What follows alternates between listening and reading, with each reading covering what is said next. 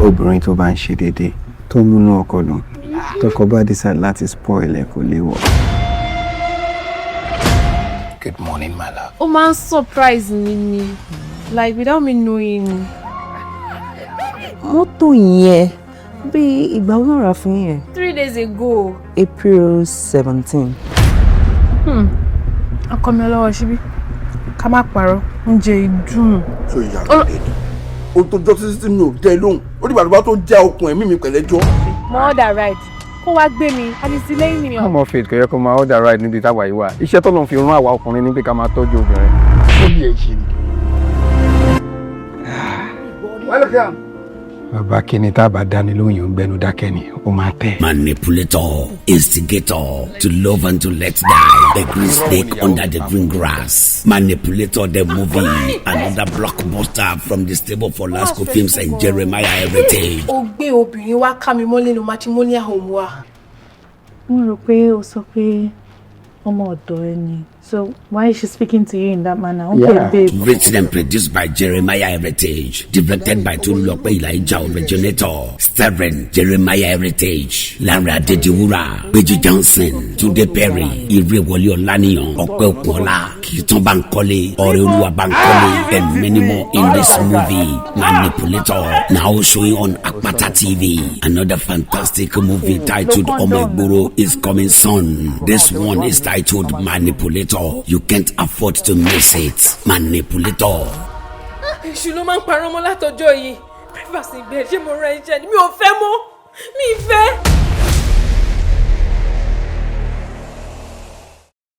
Máa bọ̀.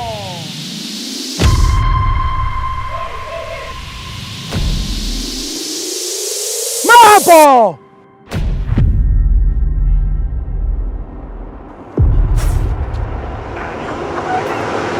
Mo lórúkọ tèmi fẹ́ fọ́mọ yìí o. Èmi ò ní kẹ́ má sọ mí lórúkọ tó bá wù yín o.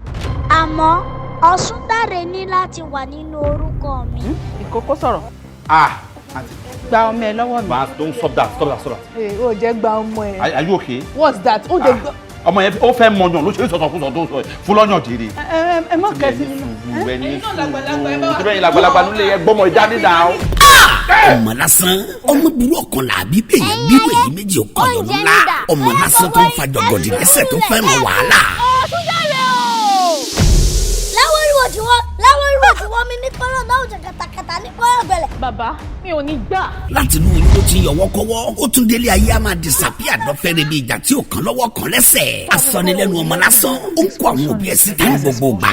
Ẹ wo sinimá yìí kọjá àfẹnuròyìn ẹjọ́ ọmọ lásán làkọ́lé ẹ̀. Mo kúkú ti dáríjì ẹ̀ tẹ́lẹ̀, àmọ́ tí n bá fi ẹ́ lẹ̀ láì jẹ̀yà, kò ní kọ́ àwọn tó kù bíi tiẹ̀ lọ́gbọ́n. Jọ Ọ̀ṣúndàrẹ jọ. It's a movie written and produced by Olatunji Balogun, directed by Tunde Olayisu, starring Kolawole Omara, Adekunle, Aluko Gold, Diva Gold, Obatide Kevin, Beju Johnson, Tunde Olayisu, Ope Okunola, Adunni Tamotiye, Toyosaki pẹ̀lú Wale the Boy, Jeremiah Heritage, Kayode Oluwapẹ̀lúmi Ọba Ọ̀pọ̀, Innocent Damilola, Tunde Adumade àti bẹ́ẹ̀ bẹ́ẹ̀ lọ. Nínú sinimá láìta àgbàkọ́lé ẹ̀ ní Ọmọ Lásán, subtitled in English. Ó ti jáde from the stable for Lasco Films Nigeria Limited. Adéorí ọ̀kẹ́ òjò tẹ̀yẹkẹyẹ. Movie City Emi Arena Shopping Complex Bọ́ládé Oṣòdì Lagos. Àti ṣó ẹ̀ báyìí lórí Àpáta TV. Ẹ tún kojú lọ́nà sinimá láyìí ọmọ ìgboro. Ó ń bọ̀ lọ́nà dẹ̀dẹ̀. Ọmọ lásán làkọ́lé ilé tó jáde yìí o. Iṣẹ́ baba iṣẹ́ ni. Àwùjọ wò ni ẹ gbà bẹ́ẹ̀. Ọ̀làsco gbogbo igi tẹ́lẹ̀gbẹ̀dẹ̀ bá fọwọ́ bà. Dídùn ló ń dún. So ó sùn. No, ó sáré lọ jíṣẹ́ kan ni ó ń bọ̀. Ṣé dispatch rider ni? Dáre kí ló ṣe? Ọmọ mi hospital. Kí ló dé tẹ ẹgbẹ́ mi? Ṣé ẹ ò bí àmọ́kú ni? Ọ̀gá ẹgbẹ́ mi lẹ́jọ́.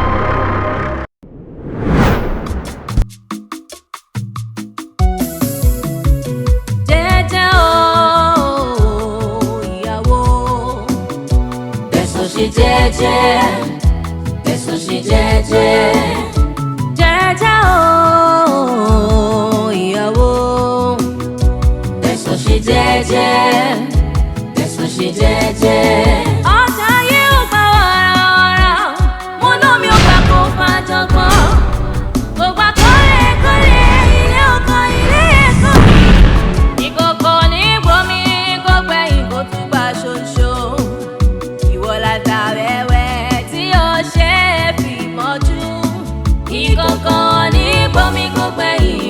tún gbà ṣoṣo. Ìyàwó alágídí ọlọ́kàn líle. Jẹ́jẹ́ o ìyàwó. Èso ṣe jẹ́jẹ́. Èso ṣe jẹ́jẹ́. Jẹ́jẹ́ o ìyàwó. Èso ṣe jẹ́jẹ́. Èso ṣe jẹ́jẹ́. Èso pẹ̀lẹ́ láyé gbà ó. Àparí inú gbígun mọ́ bá tòde jẹ́. Èso pẹ̀lẹ́ lẹ́lẹ́. Jẹ́jẹ́ láyé gbà ó. Ẹ̀jẹ̀ àtẹ̀lẹ̀ jẹ́jẹ́. Kì máa ń gbọ́ kì í gbà. Ohun tó máa ṣe ló máa ṣe. Ọlọ́kàn líle olórí kùkùn. Alára gbígbóná ìwà ń wára ń bá tẹni jẹ́ o. Ewé ojú omi nísìmí. Jẹ́jẹ́ o ìyàwó. Èso ṣe jẹ́jẹ́. Èso ṣe jẹ́jẹ́. Sori, má fi ọkọ mi dáná. Ọjọ́ kan nìyẹn máa ń kọ o. I am sick and tired of that girl. Èmi ló lè bá kúrò lé mi. Ọmọ yẹn, I want her out of my house this very minute. I am sick and tired of her. Darling, kí ló ṣẹlẹ̀? Ní sùúrù ó ṣàmùpá fún tọ́lọmọ yìí. Popsi ló fà lé mi lọ́wọ́ láti kékeré láti jọ wà. Mo tọ́jú ẹ̀. Níṣẹ́ kíkọ́ lè jáde ní mo fẹ́ kó lọ. Ibi tó bá wù ní kó máa lọ. Ibi tó bá wù ìwọ gangan òun ni kó máa lọ. Kò bá gbọ́ gbọ́ lọ kó kàn mí. Tèmi ni pé oru ẹ̀ mú mi. Ó frustrate mi. And ó ti dé mi báyìí. Ó ti dé góńgó ẹ̀mí mi. Ó ti fẹ́ pa mí. Kó máa lọ. Babe, yes! Calm down. Ó ṣàmùpọ̀ mọ́ irun ṣo ní wàhálà. Ibi tá a bá fi sí ló máa ń wà. Kò fàjọgbọ̀n. Kò dẹ̀ mú nǹkan wá rí. And besides that, lóru yìí, níbo ní kí n jẹ́ kó lọ? Àbí tó bá níwọ̀n tó ṣe jẹ́ kí n pè wọlé. Kó bẹ̀bẹ̀. Kò ní kankan tó ṣe fún mi o. Kò sí kankan tó ṣe fún mi. In fact, ìyẹn máa ṣẹ̀mí kẹ̀. Ìyẹn máa ṣẹ̀mí ṣá. Mo máa wọnú ayé ẹ̀ lọ mọ́mọ́. Mo máa wọnú owó ẹ̀ lọ ni. Ó ṣe máa ṣẹ̀mí. Kò sí kankan tó ṣe fún mi o. I just want her out of this house. Kò jù bẹ́ẹ̀ yẹn lọ. Má dẹ̀ lọ́ mi fún un. Torí mi ò mọ̀ bóyá owó ẹlẹ́gbọ̀n fi sétí ògbọ́n ni àbí. I want her out of this house this minute. Out! Bẹ́ẹ̀ni. Kó máa lọ ní sẹ́ẹ̀. Jẹ́jẹ́ o ìyàwó. Èso ṣe jẹ́jẹ́. Èso ṣe jẹ́jẹ́. That's what you want. Who best? Who best fún ọba yẹn? Ìyàwó. Èso ṣe jẹ́jẹ́. Èso ṣe jẹ́jẹ́. Ẹ jọ̀ọ́ bá mi bẹ̀ mú mi Kòrédé. Èyíkéyìí ẹ̀ṣẹ̀ tó bá wù tí mo lè ṣe. Èyí tí mo mọ̀ àti èyí tí mi ò mọ̀. Ẹ bá mi bẹ̀ wọ́n. I promise to be careful henceforth. Ẹ jọ̀ọ́. Ọpẹ́. Oh, máàkì mọ́. Ṣorí bí tọ́rọ̀ tẹ̀ dé kò síbẹ̀ tí mo lè bẹ̀ kó lè gbọ́. But the only thing tá láti ṣe ni pé láti sọ tí bó ṣe máa sùn lálẹ́. Hold on, máàkì. Mo promise ẹ̀yà ò lè jẹ́. Mi lè àbádọ́ yẹn bẹ́ẹ̀ náà mi lè fẹ́lẹ̀. But the only thing you need to do is wàá lọ wá hotel tó máa lodge sí. Máa send owó sẹ́. Gbogbo àlàyé ká 1 week or 2 weeks máa fi sort out ibi tó máa gbé. Mi sọ pé mo ń lé ẹ lọ mo ń tí ẹ síta o. I would definitely be closer to you more than before. Má worry ṣùgbọ́n at least kò ń bí ní kò ní kí n má pè ẹ́ lórí fún ọ̀ká má rira. So ìwọ ló bá ní issue kò ń ṣe mi. So èmi àti ẹ̀rọ ní issue that one is sorted out. Ṣùgbọ́n wà lọ́wọ́ àbí tó máa send owó sí máa pé agent lọ́la or kí n fi lọ kiri pé mo need ilé and I'm assuring you of a better life. Kí ló ṣe dúró ṣe bẹ́ẹ̀ yẹn? Kí ló yẹ tó ṣùgbọ́n àlùlẹ̀ nígbà tó bá lọ? Má wọlé. Má lọ. David, don't worry, I'll give you a call. Mọ́mí tún wọ́n bẹ́ẹ̀. Má wọlé ṣùgbọ́n. I will ensure I send you the money. Pẹ̀lẹ́. Jẹ́jẹ́ o ìyàwó. Èso ṣe jẹ́jẹ́. Èmi wá bá mi Èso ṣe báyìí. jẹ́jẹ́. Ọjà ayé ò gbà wàràwàrà. Mo lómi ò gbà kó fàjọgbọ́n. Ṣé ẹ jẹ́ èmi kẹ̀? Mo yarí mọ́ lọ́wọ́ ni tí mo tún tó sókè tí mo fojú gbà mo ní ńlá àfikọ́ mo níra sẹ́yìn àfikọ́ kúrò nílé mi mo lóru ẹ ti mú mi ò fẹ́ mọ́. Very good. Sórí ojúbọ̀rọ̀ torí yẹn kò ṣe gbọmọ lọ́wọ́ èkùrọ́. Wo ojúlala kan fi ń ṣọ́rí o. Ká ní o tètè lé ọmọ burúkú yẹn dànù ni àgbàlémọ̀ ẹ lọ́wọ́. Ọ̀rẹ́ mi kí ló ń sọ yìí ọmọ burúkú tá à ń sọ̀rọ̀ ẹ̀ ọmọ ti gbalé ọ̀rẹ́ dì ọmọ tó rí tó ṣẹ̀ṣẹ̀ sóṣòṣò yẹn á pé Ọlọ́run sí lẹ́yìn ẹ̀ ni ó máa gbálé mọ́ ẹ lọ́wọ́. Ọlọ́run ti bá mi gbé ṣù yóò ti lè jìnnà sí mi. Ìta àwọn ìdùn kí lọ́kọ ẹ wá sọ. Kí ló fẹ́ sọ èmi bá àgbàdo bàdẹ̀ sí mi ò gbójúlẹ̀ fún mi kó máa bá mi sọ̀rọ̀ kan ojú mi go báyìí sókè ni mi ò gbójúlẹ̀ fún rárá mo ká ojú mi lẹ̀ bí bánà ni. Ó bẹ́tà. Tí n bá lọ gbójúlẹ̀ fún ọkùnrin wọn sọ mi máa pààrọ̀ wa òrè kan jẹ́ kó padà wá má ṣe bẹ́ẹ̀ mi ò tiẹ̀ bọ́dà. Ó bẹ́tà. Mo jẹ́rìí ọ̀rẹ́ mi ọmọ tó ṣá prapra sórí ilé ayé tàwa yìí tó bá kàn lọ gọ̀jẹ̀ lásán wọ́n máa gbé látẹ̀yìn ni. Ọlọ́run ò ní jẹ́ kó gbégbékú gbèrú mi látẹ̀yìn kí ni mo ti górí mi lẹ̀ mi ò lè jẹ́ kí èèyàn kó wá kó bá mi. Ó yá mú kíní sọ̀gọ̀. Mo ṣì yẹn ẹjọ́ ara kí lè fẹ́ jẹ ẹ má gbọ́rí mú wa tẹ́ tí rẹpẹtẹ lónìí. Ẹni tí tó bá ti fún wa jẹ rárá èmi ò fẹ́ ní tiẹ̀ iyán. Èmi ò fẹ́ yán tèmi tó bá ti fún mi lámàlà àtọ̀bẹ̀ ewédú mo láìkẹ́. Ọ̀gá bẹ́ẹ̀ kẹ́ bọ́ sí kíchìn owó mo ṣe lójú ẹ̀ rí. Ó tọ́ ni o kó má lọ buyọ̀ jọ bẹ́ẹ̀. Excuse you inú lè mú lo wà mọ́ kó tó máa sọ ọ́. Hello uncle. Báwo ni everything? Wow, okay o, thank you so much. Ṣé o like ibi tí o ṣe gbà yẹn? This new apartment is really nice. Ẹ ṣé gan ni. God bless you always. Inú mi dùn. Tó ti like ẹ, I'm very very grateful. Ṣé gan. Very well, mo really like ẹ. Àwọn àbúrò mi ńkọ́? Wọ́n wà. Mummy wọn náà dẹ̀ ńkọ́? Wọ́n wà. Báwo then everything? Ṣé everything wà okay? Má worry tiẹ̀. Bí ti báwo? Ṣé bí mo ti kúrò nílé? Ó dẹ̀ yẹ kó ti rọ̀ lára wọn. Má worry. The only thing is that everything is okay with you. Ìwọ ti wà okay. Gbogbo wa máa wà okay. O ní issue. Mo wà okay. Ọpẹ́. Má rí nǹkan yìí o. Má wọ́n gbé pọ̀ nìkan ló ń dágbé inú flat ló ń gbé. Wọ́n máa ṣe bó ṣe wọ̀n ẹ́. Má kò oríṣiríṣi wálé o. Rántí ọmọ ẹni tó ń ṣe o. Dẹ̀ rántí lé ọjọ́ tó Ọlọ́run o tèmi náà mọ̀ tẹ́ o. Thank you. Èyí náà kẹ́tẹ́ kí ẹ ṣe ti bọ́. Kẹ́dẹ̀ bá mi kí Kòrédé àti Ọmọláyọ̀. O ṣé. All right, kẹ́tẹ́ kí ẹ sá. It is well. Kí làwọn yìí ń ṣe? Ọ̀rẹ́ kí ló ṣẹlẹ̀? Ṣé ọ̀pọ̀ ò bẹ gbélé mọ́ ni? Tọ́lá nílò ní pé kọ́kọ́ ní oru ẹ̀ mú un. Tọ́lá ní kí Ọpẹ́ kúrò ní oru ẹ̀ mú un. Nǹkan tó sọ ni. But àbúrò ẹ̀ ni Ọpẹ́ náà. Yes. Ó yẹ kí Tọ́lá ní understand. Ìgbà tó lọ oru ẹ̀ mú un mú láti lọ gbalé fún síta ni. So ìyàwó ẹ̀ ó pàṣẹ fún ẹ kó lé àbúrò ẹ̀ bọ́ta kó lọ gbalé fún níta. Ìwọ náà dẹ̀ gbà sí lẹ́nu. Wọ́n máa wù ú jẹ. Sórí ọkùnrin tó wọ́n ń pọ̀ ń fẹ́ àlàáfíà àti ìfọ̀kànbalẹ̀ nínú ilé. Á ṣe nǹkan tó bèrè fẹ́ ni. Nǹkan tó fẹ́ nìyẹn mo ti ṣe fún. Well, all well and good. Family ẹ ni. So ìwọ ló mọ bó ṣe máa tó lé ẹ̀. So it's fine. Èmi fẹ́ lọ sí site. Ó ti ṣe ìwà tí fẹ́ máa attend meeting yẹn lọ. Dáyà máa jọ lọ meeting yẹn ṣe kí ó ti pè pọ̀ bọ́ọ̀lù ọ́fíìsì mi. Okay. Kókó nǹkan tí mo ti wá ní pé mo máa ní ìdáhùn owó kọ̀ọ̀kan kí n lè fi parí iṣẹ́. A máa send owó sẹ́, a mọ̀ pé òṣìṣẹ́ lọ, a máa send owó sẹ́. Sí wàhálà. A máa múra lítà nìyẹn. Yeah, sure. Sure. A ò fẹ́lẹ́ bònú, bójá àríkùn wá ṣe bí 1+1 is equals to 1. Any other calculation tó bá ju èyí lọ ó ti di ogún. Sir, hope there's no problem, sir. Ojú yìí ó kọ́rẹ́ lọ́wọ́. Are you okay? Kò sí kankan. Ìtẹ̀lẹ́ bèrè nǹkan lọ́wọ́.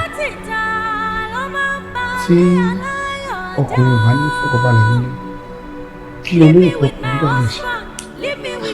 Gẹ́gẹ́ bí àmọ̀ràn tèmi, ọkùnrin tí ò bá ní ìfọ̀kànbalẹ̀ nílé, kó wá fọ̀kànbalẹ̀ lọ síta náà. Happiness pọ̀ ń tà. Ó surround yín gan-an ilé ẹ̀rí ni ọ̀gá. Kí lẹ expect? Kí n fún yín ní àmọ̀ràn gidi àbí? Kò tiẹ̀ jọ rárá. Èmi tí mo ti retí kí ògiri yín lanu.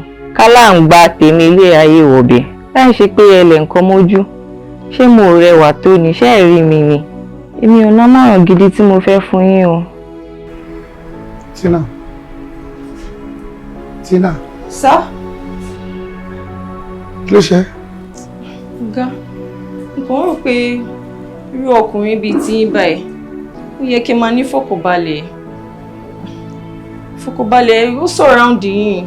Kódà ó wà ní ọ́fíìsì yín, ẹ̀yin lè fura ni. I'll be fine. Wọ́n fi hàn lẹ̀. Báwo ni iṣẹ́ tí submit check ẹ̀? Okay, mo ní kí wọ́n confirm lọ́wọ́ yín bóyá a lè pay in check yín.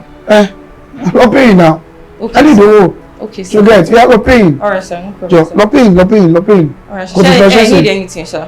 Tí bá need anything, máa pẹ́. Alright, sir. Ó ṣe gan. Okay, sir. Thank you. Yes, sir. Ẹ káàbọ̀, sir. Yeah, who sent it?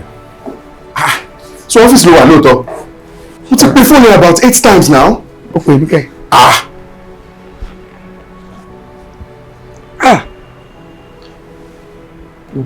Ìwọ ni kó má bínú. Ìwọ ni kó má bínú. Jọ̀ọ́ sọ fún mi torí Ọlọ́run kí ló ń rò? Má mà jẹ́ kọ́rọ̀ obìnrin yí ẹ lórí. Tẹ́mi bá wà ìrètí ṣe ń bẹ̀. Jọ̀ọ́ torí Ọlọ́run, àwa la máa bẹ̀ ẹ́.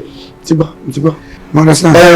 Tí mo tẹ̀ ṣe ń pè ní pé àwọn people yẹn mo pa ní láti finalize contract ẹ̀ lẹ́nu. Ó yá jẹ́ ká tètè lọ. Kó má lọ sọ pé lateness wa ló tún kọ̀ sí any story. Bẹ́ẹ̀ from there ká gbàbẹ̀ lọ club torí mo mọ̀ pé bó ṣe ń dájókòó yìí sí ó máa fi ronú ṣe rẹ̀ lẹ́kọ̀ọ́. Club mi ti bó o gbọ́dọ̀ tètè délé o. Nání ni mí sí o. Tọ́lání, ìbéèrè tó ń bi mí yẹn, ó mú fura dání o. Ṣóṣó ìgé kò ń ṣe ọ̀rọ̀ ara ẹ̀ ló ń fi style sọ fún mi. Kí ló mean by that? Kí ló tí mo máa ń ṣe báyìí nù? Èèyàn lè fọwọ́ lu ẹ́. A ní woman tí mo ń sọ yìí, intuition ẹ̀ crazy gan. No, her instinct is very sharp. Ó ṣe rò wípé ọkọ òun àti àbúrò ọkọ, supposed àbúrò ọkọ ẹ̀, ó ṣe rò pé ó ní nǹkan pọ̀ yẹn. There is a 99.9% chance she's correct. Tọ́lání baby. Mo mọ̀ ẹ́ dáadáa ni. Ọ̀rọ̀ ara ẹ̀ gangan ló sọ fún mi. Tọ́lání, ó jẹ́ máa fi ọwọ́ ara ẹ̀ dalẹ̀ ara ẹ̀ rú. Why tó wá zoom? Ó káwọn náà ọkọ ẹ ní pé ọmọ tó ń sọ yìí àbúrò òun ni. Ó dẹ̀ sọ bẹ́ẹ̀ wá dẹ̀ gbá kí peace lè rí inú ilé yín. Why tó láìkì wàhálà? Kí ló ṣẹlẹ̀? Mo rí yín o. Abẹ́ni inú ilé máa ń gbàgbàkúgbà mọ́ra. Bẹ́ẹ̀ ṣe máa gbàgbàgbà nìyẹn títí tó kó ẹ máa fi fọmọ ọ̀dọ̀ ẹ lóyún wọn ẹ lára tó dẹ̀ ní mọ̀. So kí ni gbàgbàkúgbà bí? No, mi ò ní kẹ́ gbàgbàkúgbà mo kàn sọ náà ni. Àmọ́ kí wá ní gbogbo complain? Why tó rant? Ṣebí ó ti sún wọn kò gírí ọkọ ẹ ti lé ọmọ yẹn jáde. So kí ló wá complain fún? Nǹkan kan tí ò lè ṣẹlẹ̀ ni wípé ó lè ní wípé kán má bára wọn sọ̀rọ̀. Wọ́n ṣì máa link up. No, possible. Don't worry. Ṣorí láti ilẹ̀ náà mo ti realize pé this is a mistake. Kò yẹ kí n máa bá ẹ sọ̀rọ̀ yìí. Má worry, wọ́n máa lọ́fíìsì ẹ̀. Gbé fáìlì ẹ lọ submit ẹ̀, má worry. Mo mọ̀ pé ara ẹ kò tẹ̀. Òótọ́ ọ̀rọ̀ máa ń korò lára ẹ ní àwọn tó máa purọ́ fún yín lẹ láìjẹ́ bá máa lò. Gbé fáìlì ẹ mọ́ lọ́fíìsì ẹ̀. Kí máa lọ? Má lọ. Ṣọ́rọ̀ ẹ ti tán ni. Ó ti tán. Adó. I'll take care easy o baby yìí. Kò sọ́kàn ń ta o. Èmi á sọ tèmi fún ẹ. Jẹ́jẹ́ o ìyàwó. Bẹ́sọ̀ ṣe jẹ́jẹ́. Bẹ́sọ̀ ṣe jẹ́jẹ́. Jẹ́jẹ́ o ìyàwó. Bẹ́sọ̀ ṣe jẹ́jẹ́. Bẹ́sọ̀ ṣe jẹ́jẹ́. Ọ̀tá yóò gbà wàràwàrà. Mo náà mi ò gbà kó fàjọgbọ́n. Gbogbo àkọlé ilé ọkọ ilé ẹ̀kọ́ ni. You don't know it, Joe. That's not how Auntie Okpa used to teach me. Do it by yourself. Don't think I don't have my own work to do.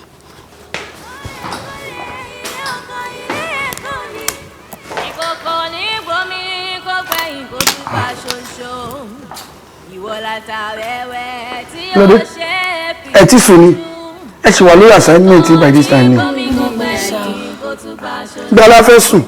Amalaya does not understand our own work, so we are struggling with it. Struggling? Yes, sir.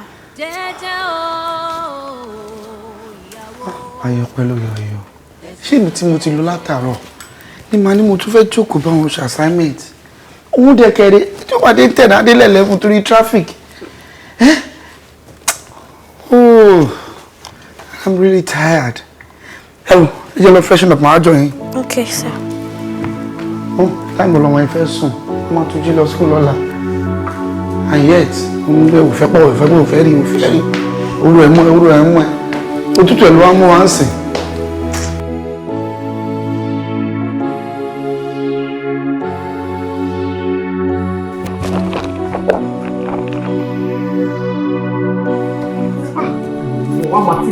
Is your bottle in the bag? Yes, ma.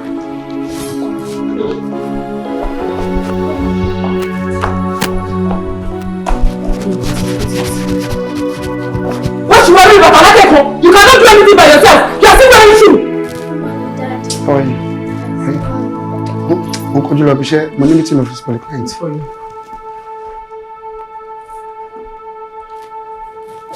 Bye-bye, children. You cannot know that we are late already. This morning I have to brush for you. You cannot brush. What can you do by yourself? Where is your bottle? Ṣé bí mo sọ wípé kẹ̀sì bọ́ọ̀sì sí? You don't tell me síbẹ̀. Wò tẹ́ ẹ̀ bá wọn mi lé ní ẹ̀ ní kú. Oya, let's go. Oya. March! What's that one mate? Ọwọ́ ìgbà lọ.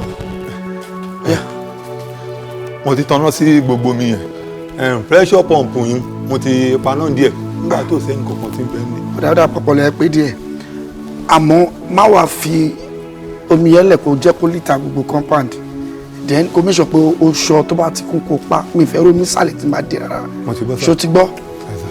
Olúwa mi o. Ṣí gate fún mi mo ti pẹ́.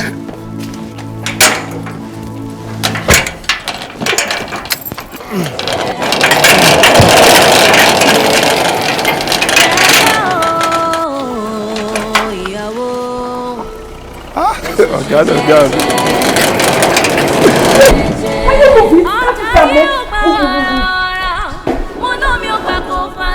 Ìwọ bọ́ síbí báyìí tiẹ̀.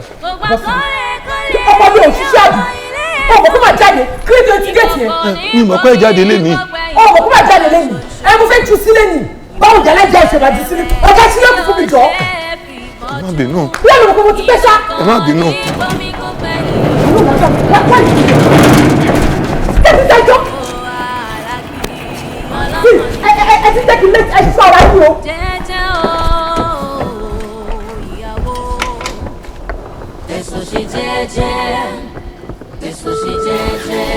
Oh my goodness.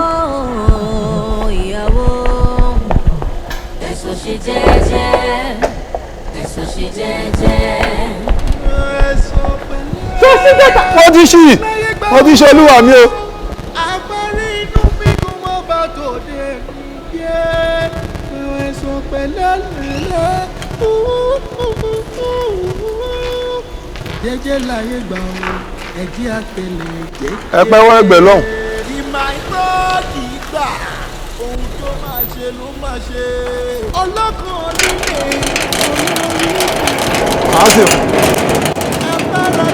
wọ́n máa ra lẹ̀ mọ́lú èmi mo ní ẹ lé lọ ní. Iṣẹ́ tó yẹ kéèyàn mẹ́ta ṣe ẹnìkan wá ń ṣe wọn kan ọmọ mi kéèyàn má ka ọmọ káyọ̀dé mi o àbọ̀sọ kémi náà ní lówó ni. Jẹ́jẹ́ o ìyàwó ẹ̀sùn ṣe jẹ́jẹ́ ẹ̀sùn ṣe jẹ́jẹ́ jẹ́jẹ́ o ìyàwó Olùfẹ́ rẹ̀ mi. ẹ̀sùn ṣe Mo máa sọ torí mo fẹ́ jíjáde lọ́la. ẹ̀sùn ṣe jẹ́jẹ́. Mi ti mọ̀ pé nǹkan tó máa sọ nìyẹn. I know. Ṣé wọ́n nìkan ló ń lọ bí iṣẹ́ ni ṣe bá jọ ń lọ ni? That's not what I meant. Ohun tí ń kùn mí tẹ́lẹ̀. Okay. Ara nǹkan tí meeting yìí fi wà important náà nìyẹn.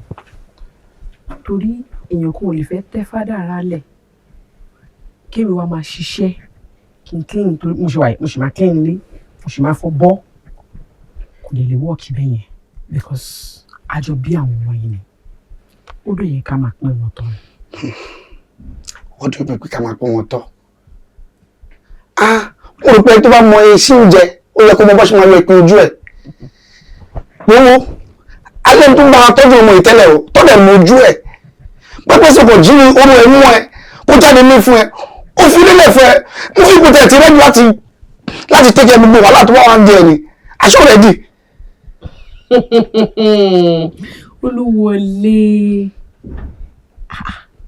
ó mọ̀ pé ká ní pé mi mú ẹ dáadáa gbogbo nǹkan tó ń sọ yìí sí kò bá surprise me but fortunately for the both of us mo mọ̀ wàrà lẹ́mi kò kí ń ṣèlú mo mọ̀ ẹ dáadáa mo ti mọ̀ pé ọ̀nà tó máa gbàyọ sí mi nìyí ṣùgbọ́n èmi ò fọ́ o but kò fò kò di ẹyẹ Ọpẹ́yẹmí ò ní padà wá sínú ilé yìí ó ti lọ àná lámilámi lèèyàn dẹ̀ máa rí èèyàn kì í rábù ẹ̀. I said I don't want to see her anymore and that's on a period. It's okay. Solution mi wà. Put there so that we can put an end to all these arguments. Man kò bá wọ́n mọ̀dọ̀ tó máa bá wa tọ́jú ọmọ. Over my dead body. Kò sí nǹkan tó jọ. Ṣorí wọlé gbogbo àwọn ọmọ abẹ́lé tó fẹ́ máa fi jà mí yìí. Ọlọ́run ò ní fún ẹ ṣe. Kò ní work. Èmi àti ẹ lájọ bí àwọn ọmọ yìí. Kí ló dé tí àlejò tọ́ wọn? Àjọ bí àwọn ọmọ yìí ni àlejò máa tọ́ wọn ni. Ìwọ níṣẹ́ lápá, èmi náà níṣẹ́ lápá. So why ta àlejò máa ṣe division of labour? That is to say, tẹ́mi bá ti ń gbé mi kaná, ìwọ ọmọ máa rò màlà. Tẹ́mi bá ti ń rẹ́lá, ìwọ ọmọ máa sè é. Tẹ́mi bá ti ń gbé mi tí kaná, ìwọ máa jẹ ẹyin, kò jù bẹ́ẹ̀ lọ. Tí bá ti ń gbé gbá, wọ́n máa gbàgbọ́ ni. Is that what you want? That's what I want. Okay, what's the problem? Who best for you? Olùkọ́ máa zoom lálẹ́ yìí tẹ́lẹ̀ bọ̀ kò sí wèrè. O lè resume láàárọ̀ láṣẹ máa pọ̀ jù.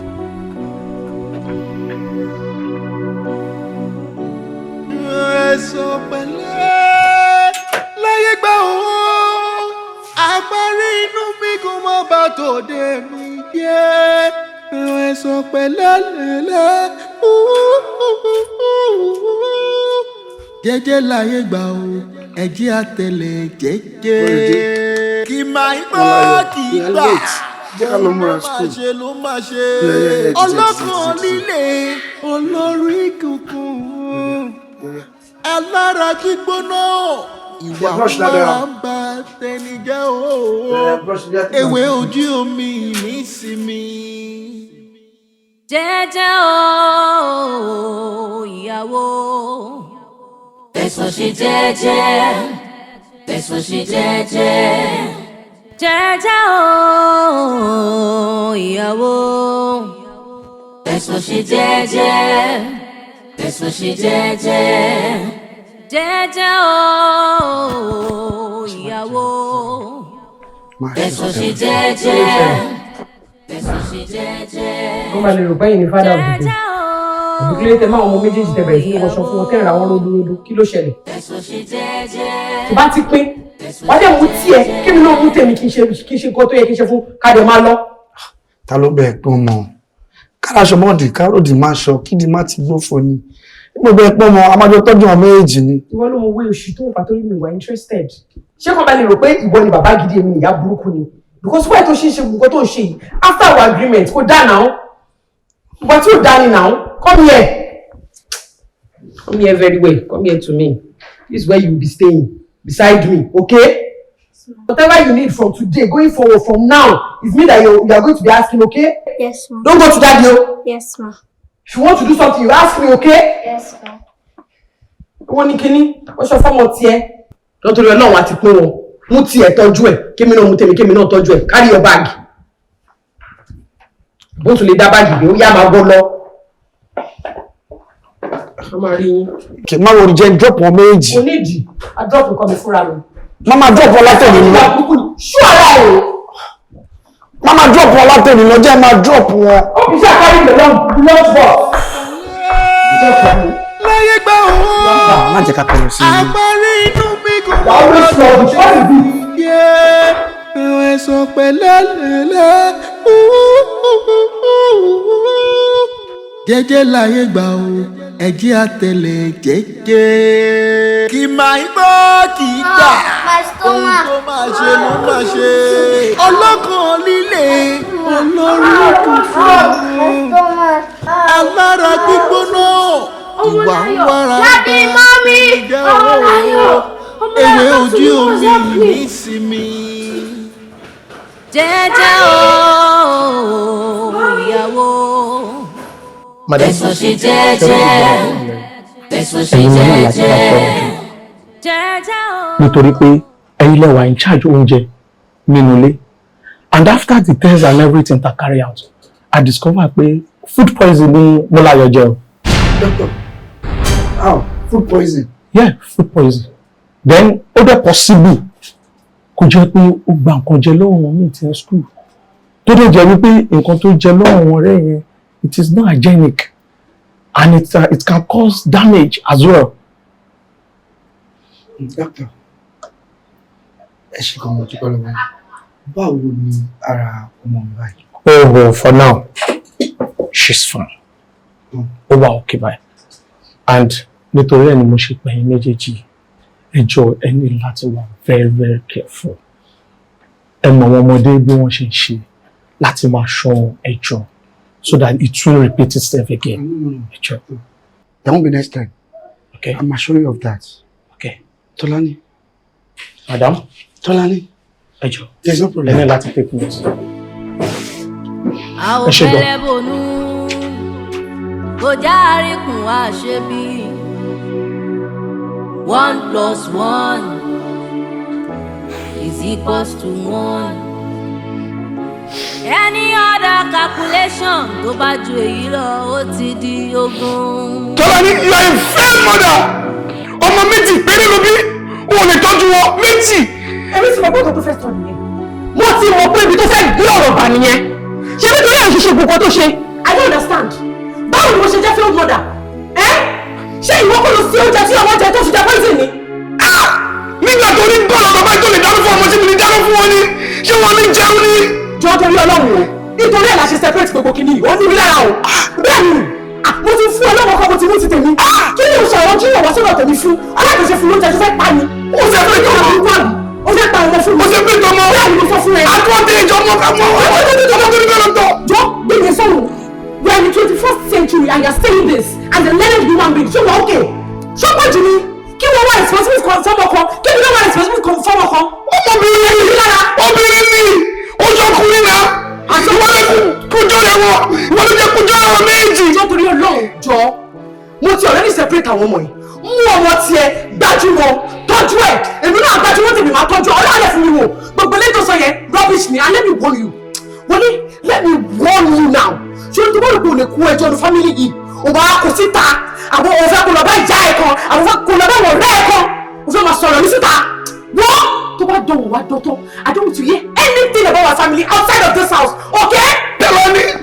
Try me. Tọ́lání, orí bá jẹ́lẹ̀. Lọ́dún yàrá o, olùsíwọ́ mi. Kí ló ṣe? Because I don't get it. Ṣiṣẹ́ kí n máa ṣe everything. O tún yẹ tó fẹ́ padà nù.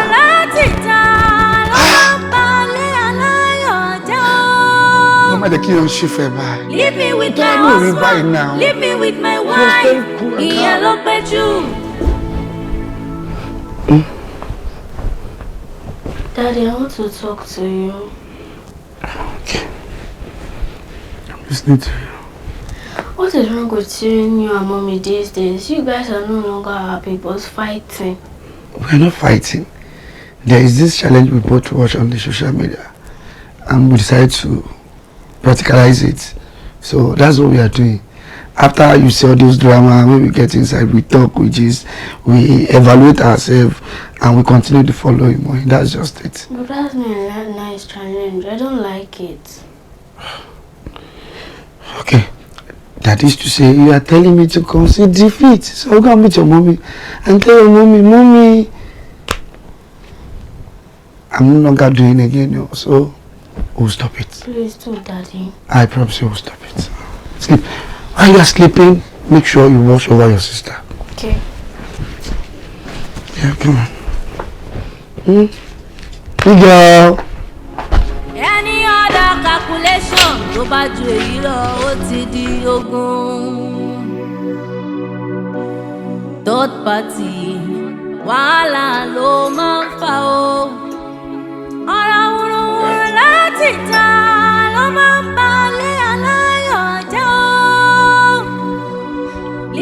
with my husband, leave me with my wife. Ìyẹn ló pẹ́ jù. A ò fẹ́lẹ́ bònú, ó já àríkùn wá ṣe bí. 1 + 1 is equals to 1. What is it? The porridge is not sweet. Lẹ́nu ẹ̀. Tí wọ́n kó bàjẹ́ ṣá. Mi sí oúnjẹ fún ẹ̀yà telling me it's not sweet. Joy mi káyọ̀ chilling. Jọ̀ọ́ torí Ọlọ́run má jẹ́ ká jà, má wá ara mi o. Kí ló dé? Ó ṣàlùbá báyìí ìfẹ́ ti jẹ́ ṣíṣe rí. Ọlọ́run ò jẹ́ ilé. Kòkùn ẹ̀ tí ò bá jẹ́ kòkùn ẹ̀ máa fún ọmọ mi máa fún lóúnjẹ. Gbájúmọ̀ nǹkan tó yẹ kó gbájúmọ̀. Yóò tún ọmọ kó bàjẹ́ ṣáwọ́dẹ̀ lójú kòkòrò. So because you see that she's eating amala now, he's eating amala, you want to eat amala. I'm telling you my own food is not sweet. Where are you? Let's go to the eatery. Let's go and buy food for you. Kó tó bá fẹ́ jẹ ní kó sọ. They go like this, dog. What to eat? Next time, if you try this nonsense with me. Daddy, I don't want to eat amala again. I want to go to the eatery. You don't worry. I'll take you out. Okay. I'm alone, Jody. I'm forced to eat. Plenty of one.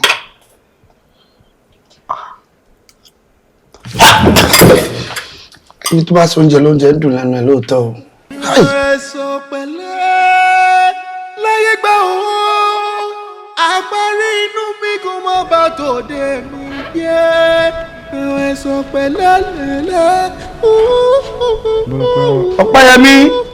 Jẹ́jẹ́ láyé Ọpẹ́. Ẹ̀jí àtẹlẹ kéèké. Olálejò.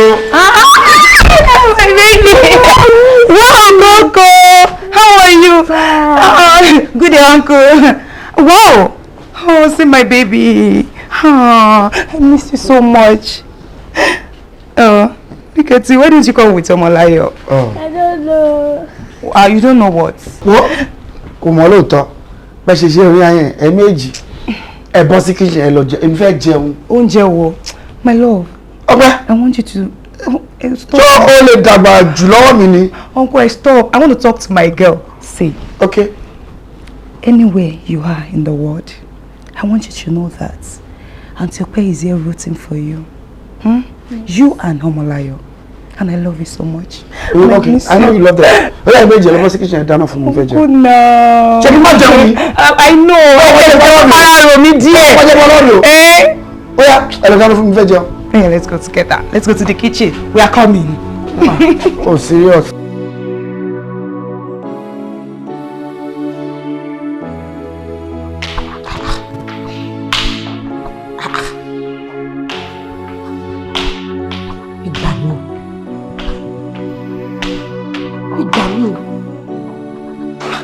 Ojú bọ̀bọ̀ ìfọ́ ojú òṣọ́nà fún ní táìmù wo níbo ló mọ́ mi lọ báyìí.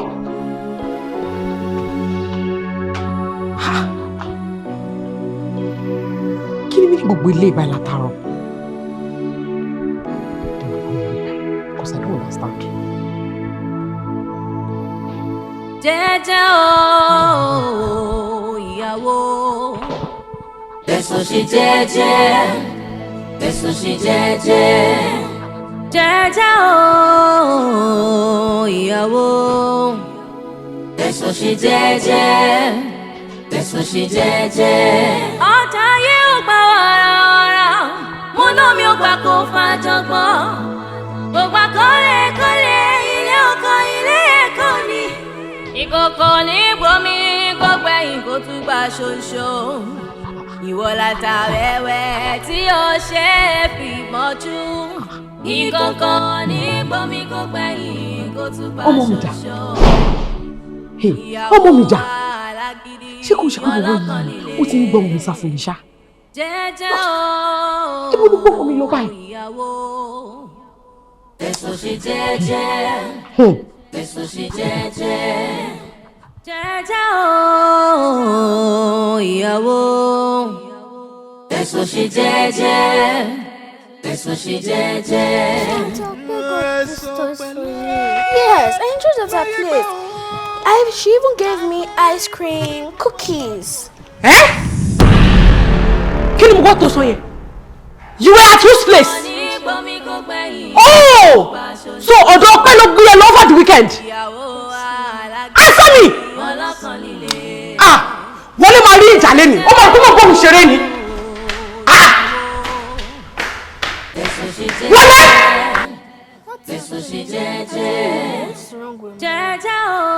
Wọlé! Wọlé! So Odo Ope ló mú ọmọ tèmi lọ over the weekend. Tell me now! So ni kíni? Kí ló bá sọ? Ní ọmọ tí mo fi inú ara mi gbé fún odidi oṣù mẹ́sàn-án. Ọmọ tí mo gbé tí mo ṣe yé tí mo ṣe tí mo rọjú bí. Ọwọ́ ìgbọ̀nà sọ́dẹ̀ tí mo sọ pé mi ò fẹ́ ẹ́fà yìí mọ́ ní ayé yìí. Tó ṣé o fẹ́ gbàgbọ́ ní fún mi? Àbọ̀dé bíi ti bá wọn. Ṣé tí wọ́n lè ṣe pariwo lé mi lórí tó jí mi lójú ọ? Mo ní ìpara pé the time fún gbogbo drama. Mo fẹ́ sùn. Jọ má bínú. Èmi pariwo ní ẹ lórí àbí? Wọlé! Èmi pariwo ní no problem. Kò sí wàhálà o, o fẹ́ sùn. Màá jẹ́ kó mọ̀ wípé ẹran tí èèyàn fàfàfà tí ò jà òun ló ń pè nọ́mọ̀. Wọlé ìwọ fẹ́ sùn. Èmi sọ̀rọ̀ ìwọ fẹ́ sùn. Èmi ni wọ́n fi gúnlági ní ìyìn àbí? Ó mọ̀ wípé orúkọ nìyẹn máa ń sùn téèyàn fi ní sùn mí mọ̀. O fẹ́ sùn láyé olùgbàlà. O fẹ́ jásẹ̀ wọlé. Kò sí problem. Èmi lọ fi gúnlági ní. No problem. Wọ́n máa regret ẹ̀ ṣá. Wọ́n regret ẹ̀ big time.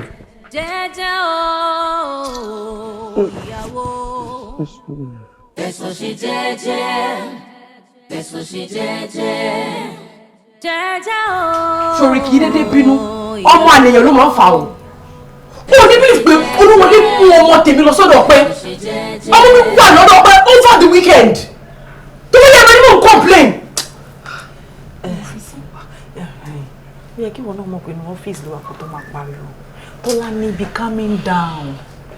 Dẹ́ẹ̀dẹ́ rọra máa dẹ́ calm ara ẹ̀ down. Obi advice èmi ni wípé kó change mindset ẹ̀ towards Ọpẹ́yẹmí. Stop seeing her as a threat. Kí peace lè reign lè ní. Sure, mo máa ń sọ fún ẹ. I'll keep saying it. Oh, we're highly opinionated o. Kò dé dá. No, we're supposed to be friends. I mean, tó bá tiẹ̀ máa wo nǹkan from a perspective ọ̀dọ̀ mi ló yẹ kó ti bẹ̀rẹ̀. So I don't understand why you're against me. Ṣùgbọ́n nǹkan tí mo sọ fún ni pé wọ́n gbé ọmọ mi lọ sọ́dọ̀ èèyàn ẹni tí mi ò fẹ́ rí. Wọ́n gbé lọ síbẹ̀ fún 2 days over the weekend. Bóyá ìwọ̀n àtẹ̀gbọ́n jọ wà bẹ́ẹ̀ níta ló mọ̀. Mo kúkú gbọ́ nǹkan tó sọ. Àmọ́ tí n bá máa parọ́ tán ẹ̀ ni màá sọ pé nǹkan tó ń ṣe yẹn ò dá o. Mo dọ̀ gbé nǹkan tó fẹ́ gbọ́ nìyẹn. Mo gbé nǹkan tó fẹ́ gbọ́ nìyẹn bọ̀ mi ò ní sọ. Babe, máa calm down. Bí calm down, ó kàn ń gbọ́. Ṣé o rí pé òun shake ni? Ó jẹ́ ìrora nítorí high blood pressure. Ọmọ kékeré ara ẹ̀ má kó bára ẹ̀. Ṣé mo lè ya ẹ ní opinion kan? Ṣé o máa gbà? Ṣé ọ̀rẹ́ mi? Ṣé o rí láti èní lọ? Mo fẹ́ kó máa rí Ọpẹ́yẹmí bí àbúrò ẹ̀ bí àbúrò ọkọ ẹ̀. Kí peace lè reign ni. Ṣé o tún wá rí ọ̀rọ̀ ọmọ ẹ tó tún wá sọ wípé wọ́n gbé lọ? Wọ́n ti mojú ara wọn náà. Láti ìgbà wo sígbà wo ló ti ń gbọ́dọ̀ yín? Àwọn ọmọ ẹ ti mojú ẹ̀. Mo dẹ̀ mọ̀ pé Kóredé gangan ló máa sọ fún bàbá ẹ̀ pé kó jẹ́ kóun wà lọ́dọ̀ sista Ọpẹ́ for the weekend. So o need láti panic, kò sí nǹkan kan bẹ́ẹ̀. So fọ́pọ̀ ara ẹ̀ balẹ̀. But why are you being sarcastic? Iṣẹ́ ìkọ́ ọ́fíìsì làwà. Iṣẹ́ ló lè ká gbajúmọ̀ wà máa lọ. Ìwọ orí pé ọ́fíìsì làwà kó tó fọ̀rọ̀ lọ mi. O ṣáà rí pé yóò dúró mi. Kí n máa lọ. I need to attend to him.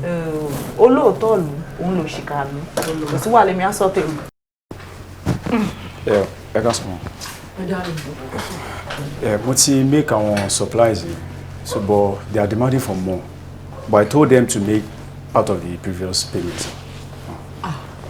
Ara o, ọ̀rọ̀ part of the previous payment kọ. They should make all of the payments. Ó ti pẹ́ tí company yẹn ti ń jẹ wá lówó náà. Àkọ́dé lè máa wọ̀ràn bẹ́ẹ̀.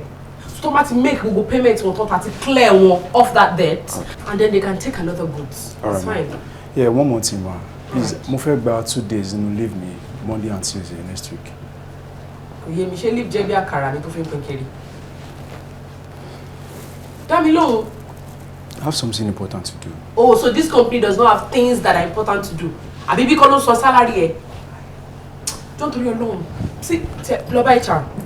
Lọ bá HR kẹjọ máa bára yẹn sọ. I'm sorry ma. Yeah, please go. Excuse me. I don't know why tí everybody ṣe bí pé ọpọlọ wọn yọjú. Ẹni ọ̀dà calculation tó bá ju èyí lọ ó ti di ogun.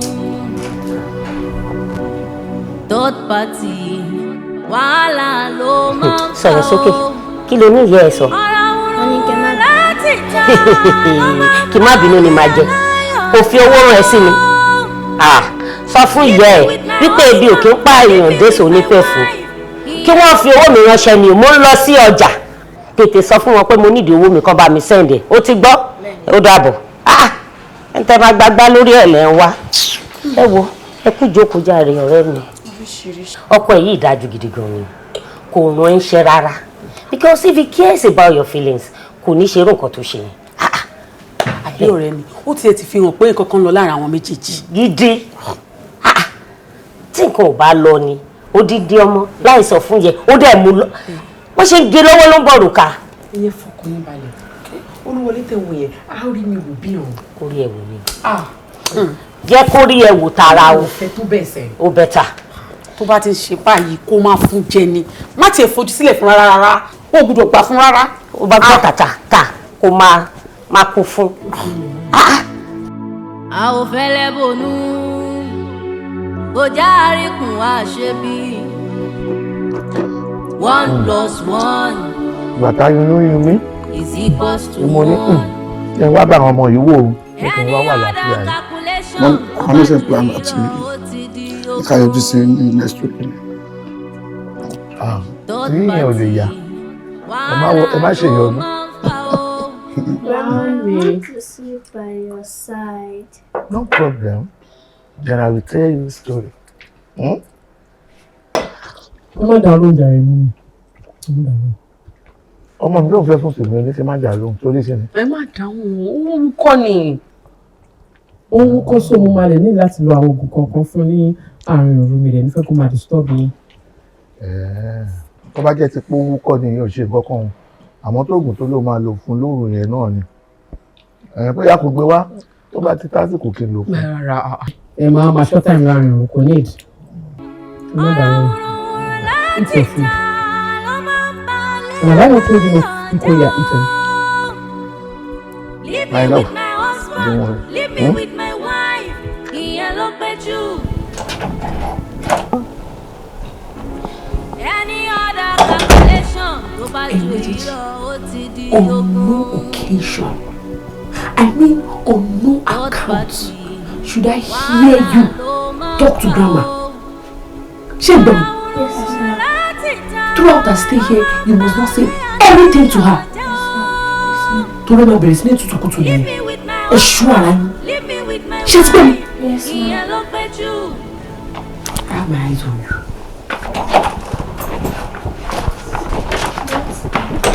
I don't know. Ní gbọ́mí kó gbẹ̀yìn kó tún bá ṣoṣo. Ìyàwó alágídí ọlọ́kàn líle. Wo má dáhùn bíbí ẹ ló jàre ẹ tó máa pa lọ́wọ́ o sọ fún ẹ. A máa ṣe reconciliation wa náà. Bá tí mo ti calculate orí fọ́ mi mo gbé kalẹ̀ náà màá tún padà sí díẹ̀ kò sí àṣẹ máa ṣe sí. Ẹni pé ní ìdásí gbogbo tẹ̀ ń sọ látẹ̀kọ̀. Torí kò yé mi mo ṣe wá fẹ́lẹ̀ step down tèmi. Mo jẹ́rìí wọn tiẹ̀ tọ́rọ̀ bá dàbí kò ti fẹ́ da ojúrú o mọ bó ṣe ń bọ́ sí kọ́nà kan tó máa kú lára ẹ̀ off. Ọmọ tí má bínú ọjọ́ tó lọ ìṣògùn láyé ni. Orí yẹn sọ ayé òṣogùn lóòótọ́. Ẹbí ló láyé mi lè para mi náà. Òótọ́ ni. Ó sọ pé àdọ̀mù tí báyìí kálẹ̀ wà mú lọ. Àbí yóò ṣàlẹ̀ dá gbogbo. Yeah, that reminds me. Báwo ni ọ̀rọ̀ ìwà àti Tọ́lání? Ṣé ó dẹ̀ ti calm down sí nísìnyí tó ti mú ọmọ kúrò? Ọ̀rọ̀ Tọ́lání ló dárúkọ lóun fi dá lálẹ́ ká. Sórí kàkà kó sùn lára ìyá ìjẹ níṣẹ́ ló fi gbogbo ọmọ obìnrin gbó wàhálà lẹ́nu wàhálà lọ́la nítorí ìtàrí Ọpẹ́yẹmí dẹ̀ ti kúrò nílé fún un. Despite that ṣé n cause issue fún mi. Má bínú jọ tó lọ so nǹkan tó ń try láti sọ sí ni pé ó ṣì ń bẹ fa wàhálà náà. Ṣé rí iye tó tẹ wà recently ó bá di weekend kọ̀ fí lọ yọjú sí wọ́n pé kí mọ́mọ́ mi dání àdẹjọ́ lọ bẹ́ẹ̀. Ìgbà tá àdẹjọ́ lọ mo dẹ̀ fẹ́ mọ́lẹ̀ bẹ́ẹ̀ kó spend the weekend bí èṣù ṣe bẹ̀rẹ̀ nìyẹn. Jọ nítorí Ọlọ́run kí ni ti ń gbégi láti máa wọ́ndà mi tí ò bá ṣe pé nǹkan wà ń bẹ pàtó ni why tí wo gan ṣe máa mọ́ ọmọ lọ sọ́dọ̀ pé. àbí because ọ̀rọ̀ ìwà àti ọpẹ́ yìí ó ti ń fẹ́ máa ní kọ́lọ́ fi hàn. I don't get. I'm disappointed in both of you. Seriously. Hey, how can you guys just open your mouth and tell me pé mo ní kankan pẹ̀lú ọpẹ́? àìtí sọ bẹ́ẹ̀ o. àìtí sọ pé táwọn ti fẹ́ yà sọ ni torí tí ò bá ní gbèrè lọ́wọ́ kí n pa wọn. ẹ wá gbọ́ ṣé ẹ mọ bọ́pẹ́ ṣe jẹ́ ni? báwo lọ́pẹ́ ṣe jẹ́ o? Introduction. Blood mi ni alimọ̀jẹ̀ sí blood. àbúrò ẹ ni. àbúrò mi ẹ̀jẹ̀ mi ni wo ṣáàjẹ́ ká mọ bó ṣe ń lọ ó má lọ di pé at the end of the day ó máa ní kó kó àwọn ọ̀rẹ́ wa ká wá lọ gbẹ́nu sí máìkì ní ẹ̀yà àbá èmi ò ní bẹ́ẹ̀ lọ fún yẹn o. òtí ló délé yìí náà. so you can think that pé èmi ẹ̀ tiẹ̀ ìrọ́jáde lé mi omi gbé kí n àbá náà ni it's not possible. It's not possible. We are family. Family ni ya. Ọ̀dọ́ bá dẹ̀ mú yín kẹrù. Ṣé o fi gbé máa jọwọ́ fàwọ̀rajà? Ìwọ kẹ̀. Àwọn kẹrù àti jọ. Àmọ́ bẹ́ẹ̀ pókà rà rẹ̀ pókà jàre. Ọjọ́ mo ti sí ẹ̀ sìn. Ẹni o ṣe expect me to say. Ẹni o ṣe ní ọ̀pọ̀ wọn.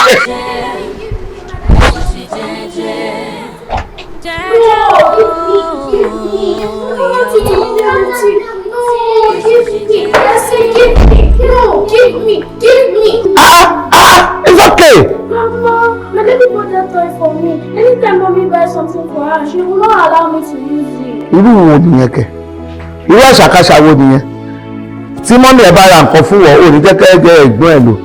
This is your sister. This is your junior sister. Ẹ jọ lo nǹkan ara yín. Kí ni ìyẹn ní í ṣe? Bí bàbá ẹ bá rà fún ẹ, tí ìyẹn rà fún ẹ. Ẹbí ọmọ bàbá kan náà, ọmọ ìyá kan náà ní ní. The same father, the same mother. Gbogbo nǹkan ìṣe yẹn ò dáa o. Ṣé fẹ́ máa là á ni? Ẹ má sọ ayédọmọ ìyá Hausa o. You understand me? Irú wọ́dà àdá wo lẹ fẹ́ máa ṣe yẹn? Ohun tẹ́gbọ́n ẹ̀ bá ní, ìwọ ló ní. Ohun táàbùrò bá ní, ẹ̀gbọ́n ló ní. Káàbọ̀ jàre bàbá mi. Kí ló ṣe? How you guys not asleep at this time? Ebi ètò ẹ̀yìn ló ń ṣe náà ń jà tí kìíní ó ní ohun tẹ́gbọ́n òun tí ìyá òun bá rà fún un ẹ̀gbọ́n àbúrò òun jẹ́ kó òun lò ohun tí bàbá òun bá rà fún un so àbúrò òun ò lè lò ìyẹn náà bẹ̀rẹ̀ sí ní jà sí náà ń ṣe. Grandma ọmọdé ló ń ṣe wọn ọ̀rọ̀ ọmọdé ni kò ṣe kákùn. Why you two guys are awake by this time? Mommy said that tomorrow is weekend. I'm sure. Tomorrow is weekend. Weekend wo lọ sùn jàre. Sorry my baby ó yá go and sleep. Lọ sùn. Just AC inú room mi o. Ẹ̀wọ̀n mọ́ ọmọdé ló ṣe wọ́n kò sí ọ̀kan. Ẹ̀yin ẹ lọ sùn tí a kí ló ṣẹlẹ̀? Kò ìpẹ́ tí ìwọlé ti ń kó ní TV kí n dẹ̀ bọ́ra kí n bomi ara ni mo tún gbáriwo wọn. Ẹ̀rù bó ṣe máa ṣe nìyẹn. Mo fẹ́ wàhálà fún bọ́ọ̀kì tó sùn. Ó dà kò búrò oorun ayọ̀ lá máa sùn. Tọ́rẹ́ mi ẹ̀. Ọjà àríkùn àṣebí 1+1 is equals to 1. Any other calculation tó bá ju èyí lọ ó ti di ogún. Third party wàhálà ló máa ń fà ó. Ọ̀rọ̀ wúruwúru láti ta ló máa ń balẹ̀ aláyọ̀ jẹ́ ó. Leave me with my husband, leave me with my wife. Ìyẹn ló pé jù. Lára gbígbóná, ìwà ń wára ń bá tẹni jẹ́ òó. Ewé ojú omi nísìmí. Jẹ́jẹ́ o, ìyàwó. Tẹ̀sán ṣe jẹ́jẹ́, tẹ̀sán ṣe jẹ́jẹ́.